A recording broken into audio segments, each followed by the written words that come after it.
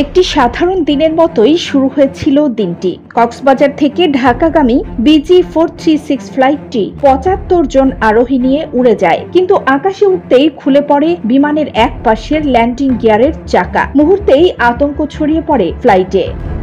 এমন অবস্থায় যাত্রীদের নিরাপদে রাখতে দ্রুত সিদ্ধান্ত নেন flight in command captain Jamil Billah. তিনি ঢাকার কন্ট্রোল টাওয়ারে জরুরি অবতরণের সংকেত পাঠান। শাহজালাল বিমানবন্দরে তৎক্ষণাৎ প্রস্তুতি নেওয়া হয়। রানওয়ের পাশে ফায়ার সার্ভিস, গ্রাউন্ড ক্রু ও ইঞ্জিনিয়ারিং টিম সক্রিয় হয়। শুক্রবার দুপুর 2:22 ক্যাপ্টেন জামিল বিল্লাহর দক্ষতায় বিমানটি নিরাপদে অবতরণ করে। অবতরণের একটি ভিডিও বিমান বাংলাদেশ এয়ারলাইন্সের ফেসবুক পেজে প্রকাশিত হয়, যেখানে দেখা যায় বিমানটি একপাশে হেলে অবতরণ করছে, যেন চাপে ভারসাম্য রক্ষা করা হচ্ছে।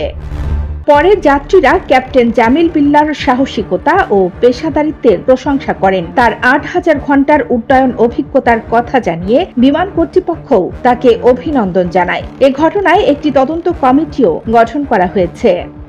কানিস ফাতেমা নিপা, খবর সংযোগ।